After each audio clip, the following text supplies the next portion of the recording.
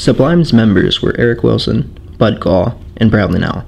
Having grown up in the same Long Beach neighborhood, Eric's father, Billy Wilson, taught Gall how to read music and play the drums. Gall and Wilson, together with the future Sublime manager, Michael Habold, formed a three-piece punk band called the Juice Bros during the high school years.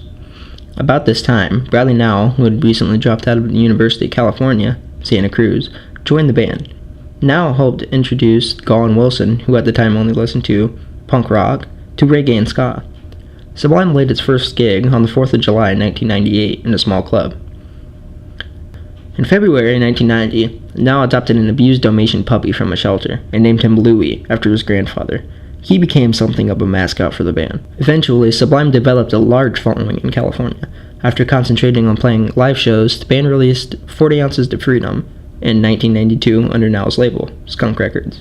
The record established Sublime's blend of ska, reggae, punk, surf rock, and hip-hop, and helped to further strengthen the group's growing California following. Initially being sold exclusively at their live shows, the album became widely known in the greater Los Angeles area after the rock station KROQ began playing the song Date Rape. By 1996, 40 Ounces to Freedom had sold more than 209,000 units, beating the future self-titled album's running total of 145,000 unit sales. Gall reflected on the experience. Basically, our daily regimen was to wake up, drink more, play, and then drink a lot more. We'd call people names. Nobody got our sense of humor. Then we brought the dog out and he bit a few skaters. That was the last straw. After the Warped Tour and the subsequent Three-Ring Circus Tour, the band was pressured to begin producing new studio material as a follow-up to Robin in the Hood. In early 1996, Sublime headlined the very first No-Core Tour in February. They began recording that would comprise the band's self-titled third record and their major label debut album. Sublime completed it before Nowell died of a heroin overdose on May 25, 1996, at a hotel in San Francisco, California, the day after their last live show in Petaluma, California. 2 months prior to the release of the self-titled album, Nowell was found dead at 11:30 a.m. in a motel room after a night of partying. He was 28 years old. Some Sublime fans were not aware of Nowell's death when the self-titled album became a huge success, including the single What I Got, which peaked number 1 on the modern rock chart. The album entered the band worldwide fame, and it was certified 5 times platinum by the Recording Industry Association of America in December 1999. In addition to What I Got, the album included several other popular posthumous singles, including Santeria, Doing Time, Wrong Way, and April 29, 1992.